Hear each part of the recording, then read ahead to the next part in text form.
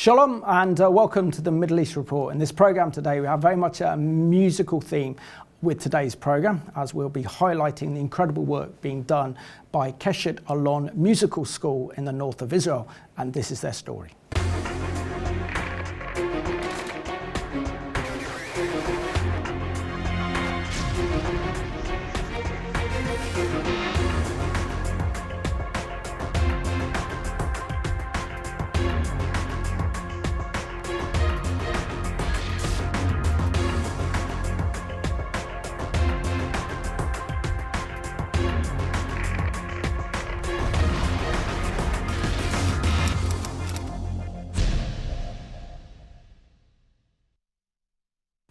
Warm welcome to the program, and I have two very special guests all the way from Israel.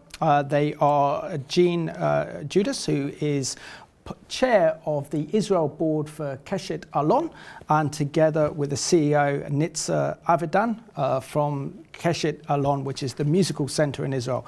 So ladies, warm welcome to the Middle East Report, especially as you're here from Israel during this very difficult time. And I think when you approached me through our good friend Barbara Dingle, with everything going on in Israel, I didn't think you'd be here in London. So pleased that you're here, and so pleased that you can tell the incredible story of Keshet Eilon, the musical school. I'll start off with you, Nitza. Can you just share with us something of your Jewish background and your Jewish history? Because there's one thing about Israelis is that they have a fascinating family of history of how they made it to Israel and growing up in the land of Israel. First of all, thank you for inviting us to this lovely place. Lovely to meet you and the beautiful stuff that work with you, and we really appreciate this. That's in no time. And for me, I was born in Israel. My parents came from Greece, and actually they are from Spain. So me and my two brothers were born in Israel, and we are now raising the third generation of Israeli families, each one of us. Me with my three children and 5 grandchildren, and my brothers have family also. One of them lives in a kibbutz, and the other one lives in Hadera. So we are Israeli for everything. Wonderful, so true Cerberus. Yeah. Wonderful. And Jean, it's an absolute pleasure to have you on the programme as well. Do you want to share with us your family story of being Jewish in South Africa and how you made it to Israel, of course, making Aliyah?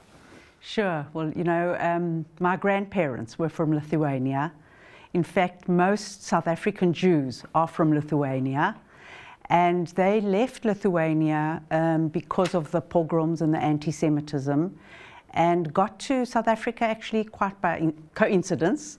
And so my parents met there through both sides. The grandparents came from the same village, and they were real Zionists. And so from a very young age, I was brought up in a Zionistic home where we always looked towards Jerusalem.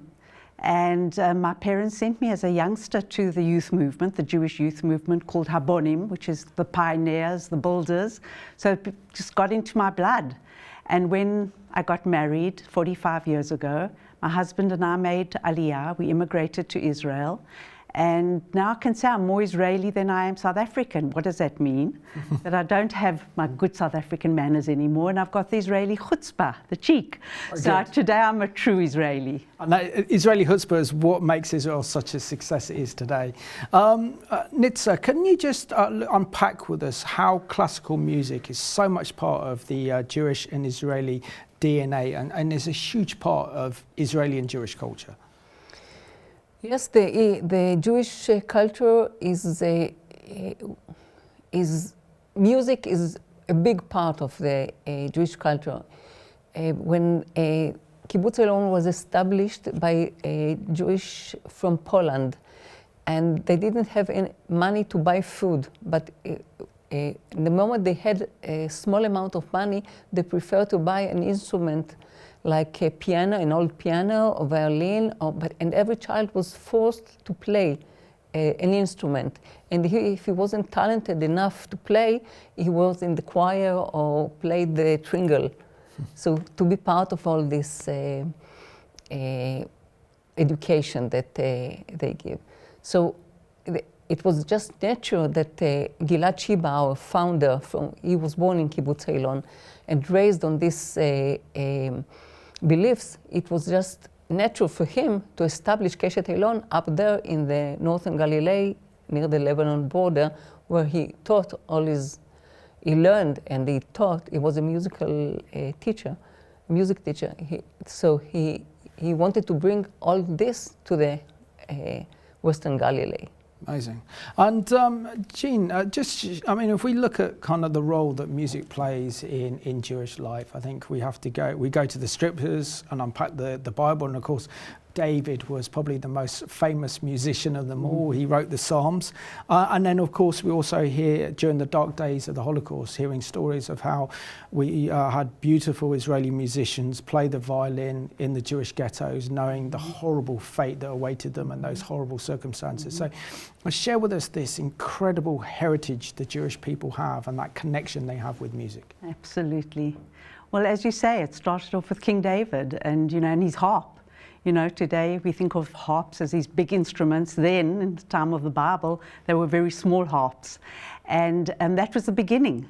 And then if we take a leap forward, there were the pogroms. But music wasn't just played during sad and bitter times.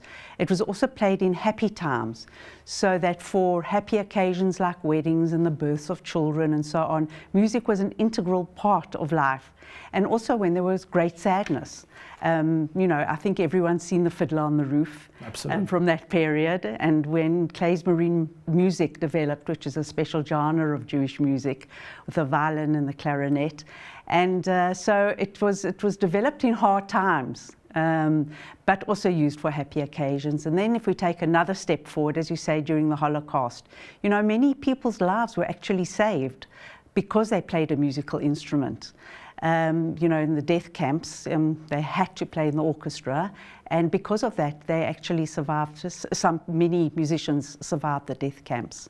Oh. And if we take another step forward, which is, I guess, something we're all very proud of. If you look at many great musicians of the last century, and they are Jewish, be it Isaac Stern or Yehudi Menuhin or Rubinstein, and then Birnbaum and Perlman and et cetera, and some of our youngsters from Keshet Eilon have become the new generation of musicians, great musicians, like Vadim Gluzman and many others. So there is a very strong tradition of Jews and music.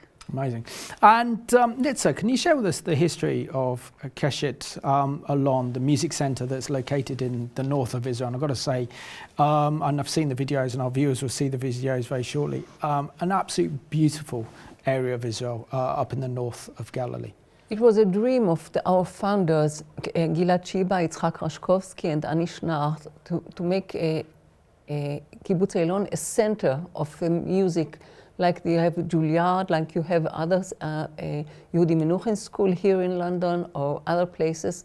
They believed, and we believe now more than ever, that from Keshet Eilon we'll have the best musicians in the world. So we are looking for the best talented in instruments, and we bring the best professor from all over the world to teach them, so we can make the best quality, and we give them very good conditions to practice, to study, to have private lessons, to play in an orchestra and to play together. So we believe that, and we see that it works actually, that we say in Hebrew, the mitzion tetzeh Torah, from us, the Torah will go to all over the world. And that is our achievements, actually. Amazing. And do you want to tell us a little bit about the vision behind the site that you're based? Because it's a kibbutz, it's a music centre, and there's obviously a residential area as well, which, when our viewers see the video, the whole area is stunning, and the complex is very beautiful. Yeah. When we thought about building a new school for musicians, we we started to work on it, and everything is from donations, yes, from contribution for good people. And then one of our donors, his name is Isaac Rybatsky, left us a big legacy. And with this legacy, we could build the school everywhere in the world, in Tel Aviv, in New York, in London, wherever. And we thought that the right place to bring all the good students to us from all over the world, not only Jewish, they can be Christians, they can be Muslim, they can be, just have to be talented, to bring to us, to the Western Galilee, and then they will be our ambassadors all over the world. And that's what happened, actually. So we built the dormitories, we built cafeteria, we have a lovely, lovely concert hall with the best acoustic in Israel. And we just see that this is the right way to act, to bring the good, and that everybody will see that the good things happened in Israel, and not only what we hear in the news all the time, that are very good things there. Always. So let's have a look at this excellent video that really does show the campus that belongs to Keshet Eilon, which is in the north of Israel, so close to the Israeli border with Lebanon. 2 kilometers from the border.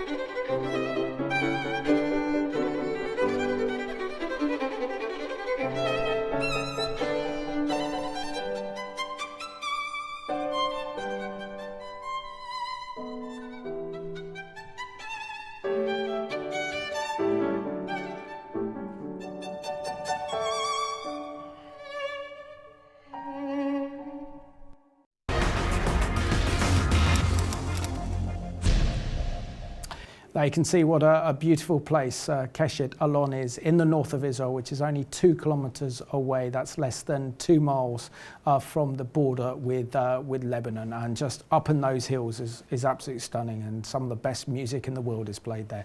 And Jean, can you share with us the vision and the ethos behind Keshet Eilon, because it's so important, isn't it, to develop the musical talent in Israel, that Israelis who are musically gifted, and I can honestly say I have not one musical bone in my body, but doesn't mean I don't appreciate music. So just share with us how this is so important to harness and develop the next generation of classical musicians in Israel. Sure. Well, let's start with the name. Why Keshet Eilon? Well, That's a good question. Eilon is because, it's the kibbutz, it's placed in the kibbutz Eilon. Keshet is a bow, when you play the violin, the bow. It's a bow, and it also means a rainbow, like a bridge between musicians from different cultures, from different religions, from different countries. And our whole concept really is, as human beings, we have much more in common than what is different between us. And certainly music transcends, all our differences. And the idea is to unite people through music. And that's really the value base of Keshet Eilon that's behind all the work that we do. And it's so interesting to see because there are students who come from such different places. And you know, in music, it's a very competitive sphere. You know, everyone's competing with everyone to be the best musician and so on. But they come to Keshet Eilon, to this beautiful place, and they're so encompassed, and they learn so much together that they become lifelong friends. Rather than competitors, they become lifelong friends. And that really is the vision, is to nurture young string musicians and to make bridges between them. But I do want to say one word about how Keshet Eilon started, because I think it's such an interesting story. Yeah, please do, Jean, yes. It started in the 1990s when there was a big immigration of Jews from Russia. And you know, there were all these very talented people coming to Israel, many of them unemployed or working as cleaners. And Keshet Eilon knew that there were great musicians amongst them. So Gilad and Itzhak and Ani put together a seminar for 10 days for these new immigrants. And they learned in a chicken coop, as Nitza said, no air conditioning in those days. And from that group, there are about 2 or 3 world-renowned violinists today. And that's how Keshet Eilon started, you know, in very, very modest environment. Today, as we saw in the videos, it's a beautiful campus. That's an amazing story. So thank you for sharing that. And Nitza, can you just share with us how you became involved with Keshet Eilon and how you became the CEO of this famous musical school in Israel? Yes, it is a nice question. It was, you know, life has the power.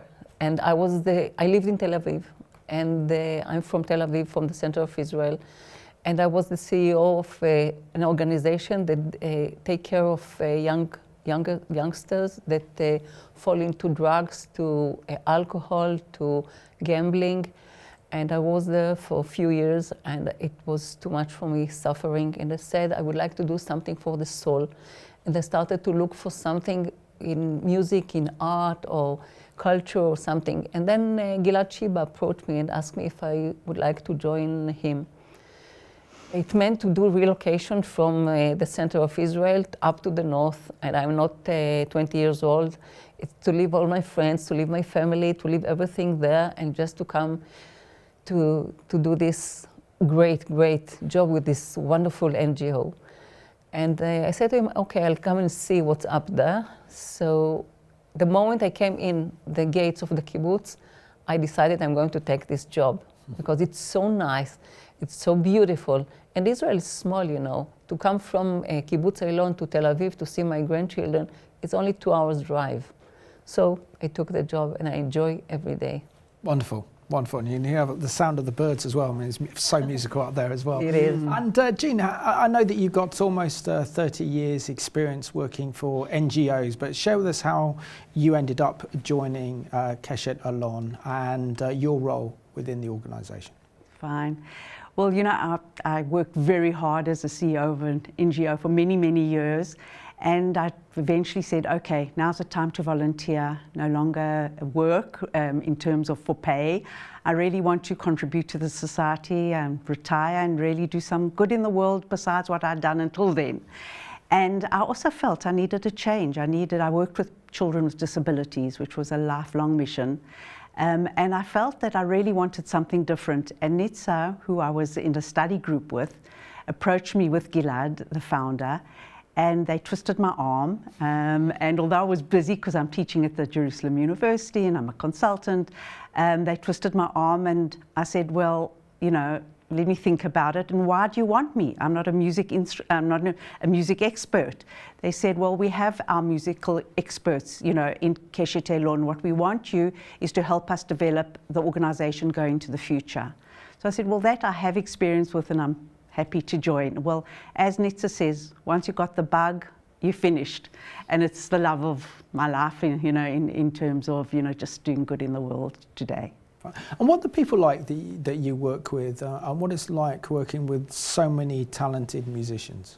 Well, you know, I don't work, I'm the chair of the board, so I work more in board development. You know, Keshet Eilon obviously is based on having very good friends all over the world. And in fact, I invite all your viewers, if who love music, to make contact with us and join our forces. We also want to set up a board here in England, so we'd be happy for people to get involved. So I'm not directly in contact with the musicians, but I can only say I enjoy every day, because when they have the master classes or the seminars, and I walk around and I talk to these youngsters, these brilliant youngsters with such beautiful spiritual souls, I just think I'm just so lucky. They are very special people, and I really feel that it's a great privilege to be involved in Keshet Eilon. Yeah. And Nitza, just share with us a similar type question, because you're the CEO there up in the north of Israel in Kibbutz Keshet Eilon. Just share with us what the musicians are actually like, and their backgrounds and where they come from, and how the school is able to help develop their musical talents. Because obviously, if you are talented in a musical instrument, you may have the gifting, but you have to practice and practice and practice, don't you? It's something that you can't just rest on your laurels. You have to really work to develop that gift. Exactly, you're right. We give them not only, they're coming from all over the world. You can see students from Asia, from the United States, from England, from everywhere. You can see all the colors, and everyone is in whole world. Some of them are very young, and they are coming with the parents, because they can't come at the age of 8 or 10. We don't allow them to come by themselves. But they have to be very talented, that will let them be part of our master courses. Anyway, they get private lessons, individual lessons from the best professor in the world. Like you'll see in the movie, it's Ashkenazi, Gluzman. They are really the best that there are in this in the string instruments, and they appreciate it very, very much. All this system that we work with us. So they get only lessons. They have lectures. They have workshops on special, like to go to auditions, like to stand in front of audience, like to stand on the stage. Things that seem to be very simple, but for them as young people that are just in the beginning of the ways the musicians is very, very important. So we give them not only the technical, the understanding of the lyrics and the meaning of what Bach or every one of the compositors meant. We give them all the frame around it, so they will be much more mature when they play the instruments. Excellent. So let's have an example of this beautiful orchestra being played from the school that is Keshet Eilon. This one is called J. Williams, and this is a melody taken from that very famous song that you all know, Schindler's List.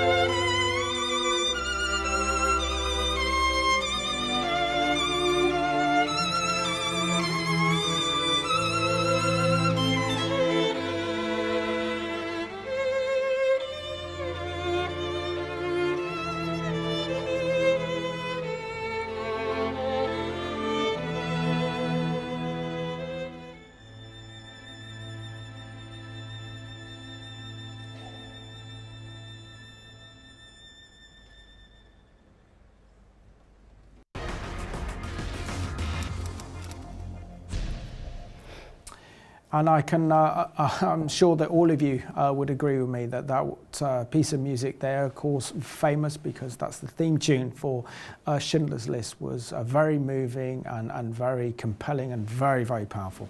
We all brings back memories of that incredible film that actually tells about the Shoah or the Holocaust. Jean, share with us, for example, how the school, which is the Keshet Eilon School of Music, helps to develop the next generation of musicians. How do you find the musicians, and how do they qualify to actually be part of the school? Well, the master classes, the course, the summer course is very prestigious around the world. The kids, as they develop here, where it's worth going to learn, and which masters, which brilliant teachers are where, and so on. So they follow the teachers. So over the 33 years, Keshet Eilon has built a reputation of having great teachers, and that's really the secret to the success of Keshet Eilon. And in order to get in, we usually have about 56 students at each course. And, you have to be talented to get in. And you apply your audition through sending different pieces that you play to the committee that marks, they don't know it's anonymous, it's an anonymous process. And the best players are chosen and invited to be part of the course. Of course, as you know, to be a young musician, it's a very expensive thing today. Just to buy a violin can cost a huge amount of money, and having a private teacher and, going to courses around the world. So we do have scholarships. It's very important for us. Our motto is that every child is equal. Every child should have an opportunity if they're talented. And so we have translated that into a scholarship fund which we've set up, and which our wonderful donors have helped us, put in money into that fund, so that really you can be part of the master course with, even if you don't really have enough funds, but you do have great talent. So that's how you get in, and people fight to get in. And Nitza, what does it mean to Israel to know that that they have the Keshet Eilon Music Centre in the north of Israel? Share with us how important that this is so culturally significant for Israel and part of Israel's culture, and really is also an Israeli export as well around the world. Yeah. Actually, one of our missions as Keshet Eilon is to bring good culture to the periphery of Israel. So every month we have a concert. It doesn't have to be a classical music concert. It can be a very good musicians from the center of Israel that come over to us to play and to give the good music to the people that lives in the periphery and don't have a chance to go every time to the center of Israel just to hear a concert or to be in a nice show. So every month we have this a kind of show that people from all over the Galilee comes over to take part of these concerts. They are in very high level and very high quality. And then during our seminars, we have a concert that is open on Saturday afternoon to the audience. Everyone can come in, and our students plays in this concert. Friday evening, we also have a very classical concert.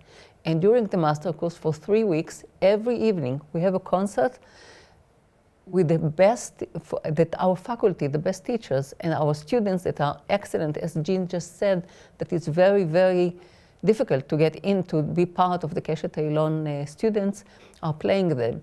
So Israel is very proud of the fact that we can do such a thing in Israel and in the periphery. And I have to say that every one of our students actually is a good ambassador of Israel when they go home to their places, to their schools, to wherever they come from. They have to say only good things about Israel because of the good experience they had in Keshet Eilon. I can imagine. And just share with us the big concerts that you organise as well at the kibbutz site, which is Keshet Eilon, and the type of people that it attracts to actually go and watch one of your amazing concerts. It can be children, it can be adult, it can be old people. We try to access it to all ages. It doesn't matter, and even we are all around out. It's Arab villages, and they are coming with their children. We do encourage them to come over and just to taste, to see what it is. And we see that if once someone come, you'll see him again and again, because it's so accessible. You can enjoy it, and this is. So I can't say about one type of person that comes over. It's so different. This is the beauty of the thing, that everyone can find himself in our concerts. Yeah. So Jean, not only are you developing the kind of next generation of talented Israeli classical musicians, but you're also using this as a means to bring about peace and reconciliation between Jews and Arabs, and reaching out to the Arab communities as well. So share with us how important that is to the ethos of Keshet Eilon. I would say it's the very basic tenet of Keshet Eilon. When we talk about bridges, you first start at home and then you go around the world. And so obviously our connection to the Israeli Arab community is very, very important. And we reach out and invest in young students who have potential, and try and give them the opportunities that every other child has in Israel. I can give you two wonderful examples, please, yeah, if you like. I'm thinking of one musician from Yasif, a town called Yasif. And he's been at Keshet Eilon since the age of 8. Yes. At 8. And he immediately, we saw, well, not me personally, because I'm quite a newcomer, but Gilad and Itzhak saw that this young boy, could be an outstanding musician. And Keshet Eilon invested in him. They helped the family, because the family didn't have a lot of resources. They helped the family buy him a violin. He came to our courses, on scholarship, and he turned out to be a superstar. He's a Christian Arab from a community, a Christian Arab community.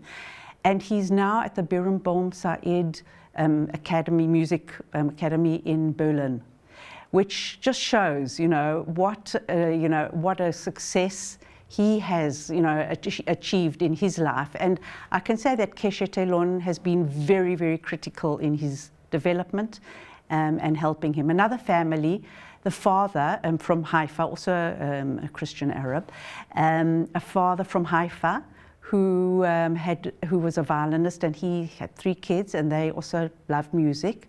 And unfortunately, he died at the age of 40, and the family was devastated, and the mom had to be the main breadwinner suddenly. And to have 3 musicians is no joke. So again, Keshet Eilon was a great support to this family. And today, those 3 kids have done absolutely beautifully in the music world. So we will do anything. We also have projects, outreach projects in schools and so on in the Arab community. So we do a lot of outreach, as much as we can.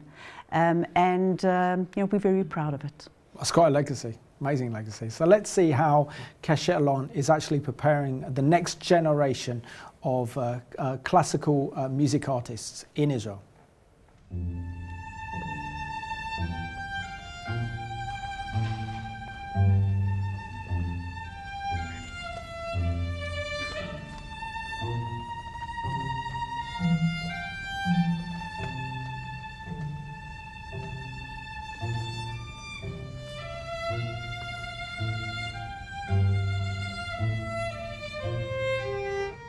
Here in Keshet Eilon, we have the chance to meet with teachers from the past generations. It's very nice to see their passion to convey us their approach. The time difference actually makes it very, very special, because they learned from very, very good musicians from the past, and some of them from the composers themselves.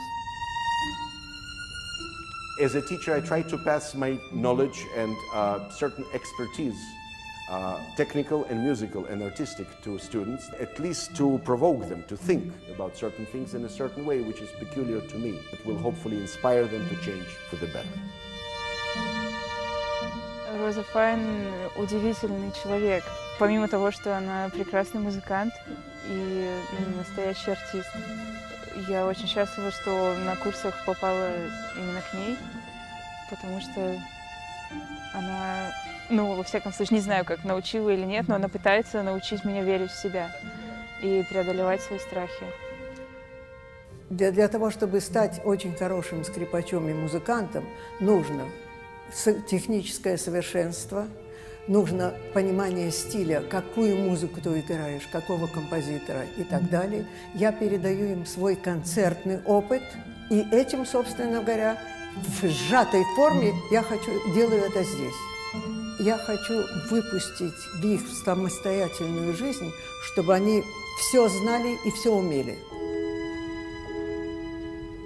All people are often together, so we have of course private lessons, but there are a lot of chamber music and concerts every day, and also for the meals, for breakfast, lunch, dinner. People come together, so we see each other, we can discuss, and this makes really a kind of family.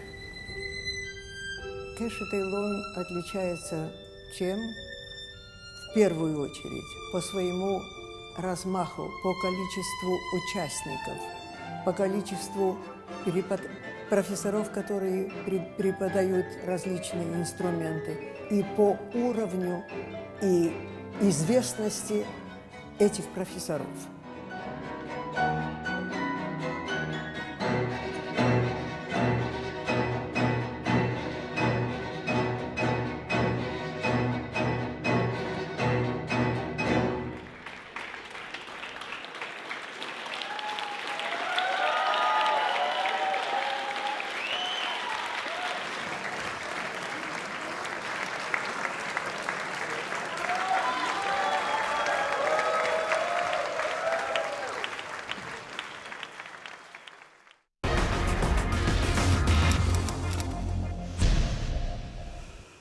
And I think that video shows very well exactly what Israel is like, that Israel is a light unto the nations, that the Israeli people are so generous that they see a gift or a talent in someone and then want to develop that. So it's amazing to see these young musicians getting the gifting and the professional training to excel in their music career and helping the next generation of talented classical musicians.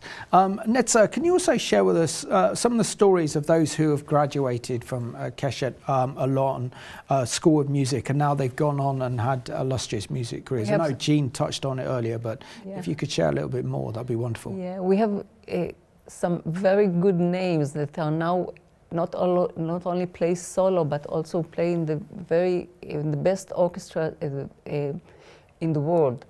So one of the famous one is Vadim Gluzman, that came to us in the age of 16. We took him from the airplane when he came from Russia. We took him directly to Kibbutz Eilon, and after 10 days there, he understood that and we helped him to be a star.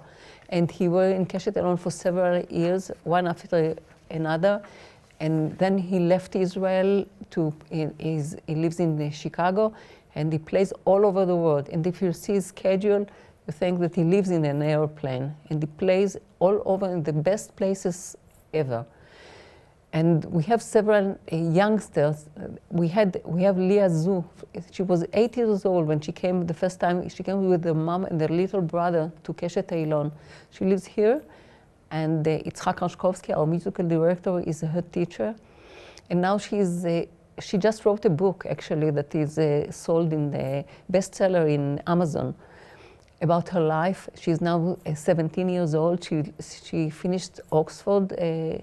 She studied there, and she performs here in Trafalgar Square. She performed with the Philharmonic of London and everywhere. And we have Christian Lee from Australia that we listened to him the first time. He was, I think, 9 years old or 8 years old, and now he's learning in the Yehudi Menuhin School, and he's going to be a star, as we said.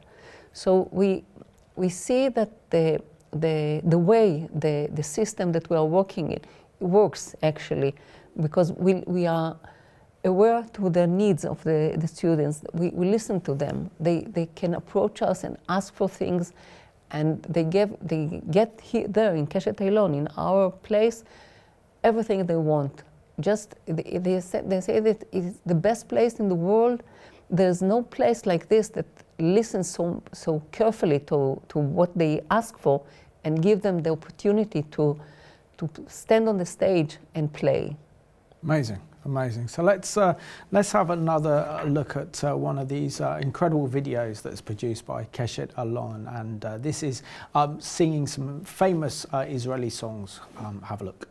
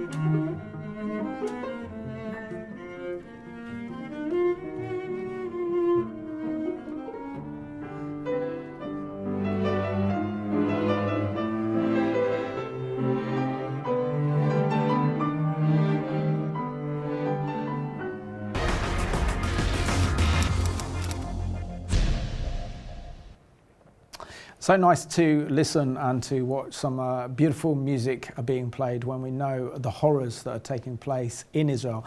And Jean, just share with us, sadly we have to mention this because this is where Israel finds itself today, that of course that horrific tragedy and massacres that took place on Saturday the 7th of October shocked us all deeply, and our hearts go out to Israel and the Jewish people because this was the biggest mass terrorist attack in Israel.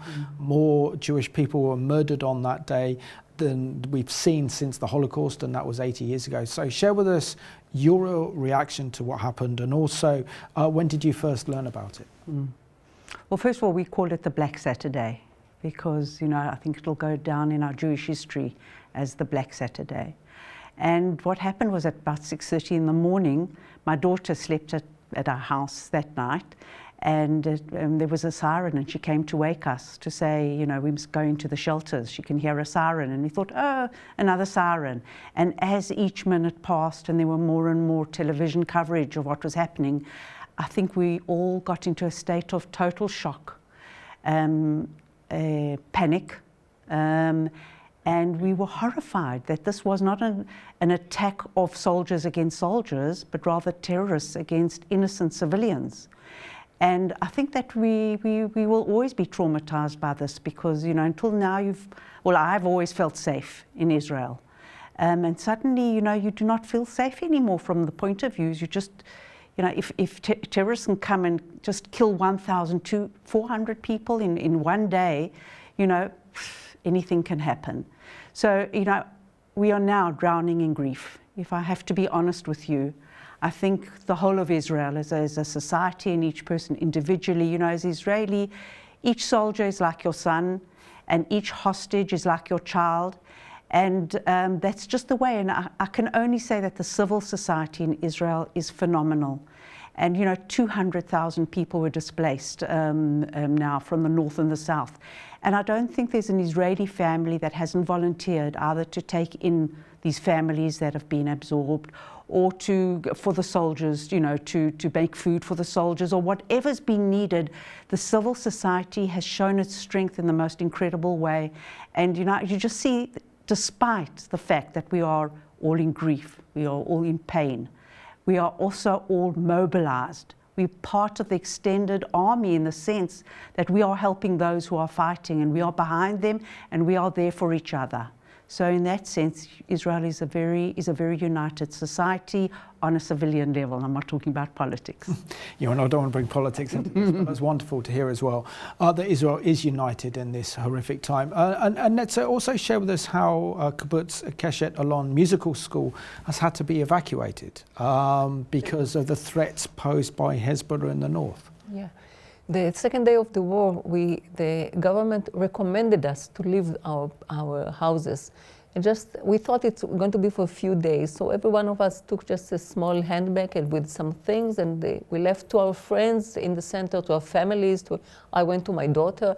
I thought for a few days, and then we are going. Everyone will come to his home back home. But actually, we can't, till today, we can't come, not to the offices of Keshet Eilon and not to the kibbutz itself. And it's formal that the whole kibbutz is in few places all over Israel. And the army came into Kibbutz Eilon, and we are proud to give them all these lovely dormitories that you just see in the short movie. And they stay there. We give them the hot bed, warm shower, and food, and whatever we can to help them. We, the small ones, the NGO, that we don't have any incomes now, and we don't, all our activities are we don't do anything now. It stopped because of the war, because of the situation. We can't bring students from all over the country. We can't do concerts in our concert hall. We moved our seminar to another location in Ra'anana, in the center of Israel. So, but we are proud to help the soldiers. And we don't know till when. We don't know. We know nothing, actually. What is our plans? We just know that we have to be patient and to wait. this is it. And Jean, share with us, because we come to the end of the program, share with us how, within 30 seconds, how our viewers can support the amazing work that is Keshet Eilon and the wonderful School of Music up there near the border with Lebanon. Well, there are many ways, you know, our website, which I hope will be in a minute on the screen, you know, so obviously there's to support us, obviously financially, to volunteer, to come and, when they come to Israel, we invite all your viewers to come and visit us at Keshet Eilon, to join our concerts, to join our music, and, you know, we would love people just to be involved. So Jean and Nitza, thank you so much for telling the amazing story that is Keshet Eilon. And I just want to thank you for watching this program at home. We can see the power of music, particularly during times of tragedy, and Israel is in a tragedy now. So please pray for Israel, but also support this wonderful music school that is in the north of Israel. So thank you for watching this week's edition of the Middle East Report.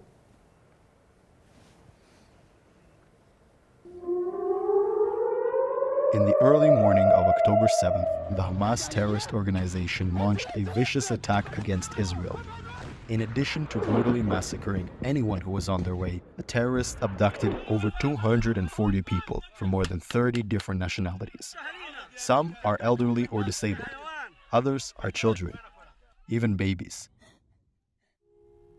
One of the kidnapped is a 22-year-old Israeli-Serbian talented pianist, Alon Ohel, who was attending the Nova Music Festival near the Gaza border. Here's his captivating performance on the Bar Urian concert hall stage at Keshet Eilon.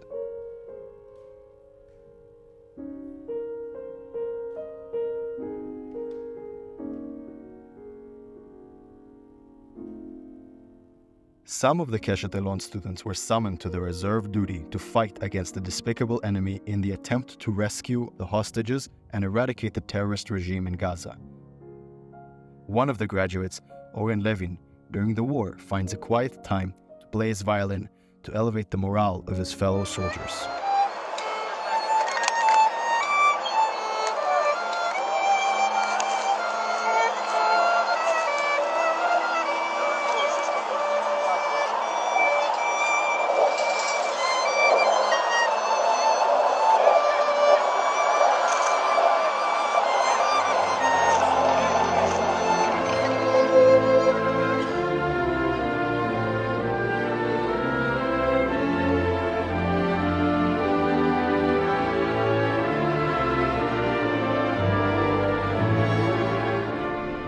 As the war with Hamas unfolds, Hezbollah joined the battle against Israel with a spate of small-scale attacks from Lebanon, putting the residents of the communities near the border in immediate danger. Protecting its population, Israel evacuated all affected communities, including Kibbutz Eilon, which is only 2 kilometers south of the border with Lebanon. The Keshet Eilon campus facilities that were built thanks to your love and support became an army camp, providing safe and comfortable quarters for our troops. Keshet Eilon was always a place that spread peace and love through the sounds of music. Even in the face of war's looming danger, the young Golani soldiers found their love and decided to celebrate their marriage at Kibbutz Eilon with their brothers in arms. Together, we will prevail as we fight to restore peace to Israel and bring music back to Keshet Eilon.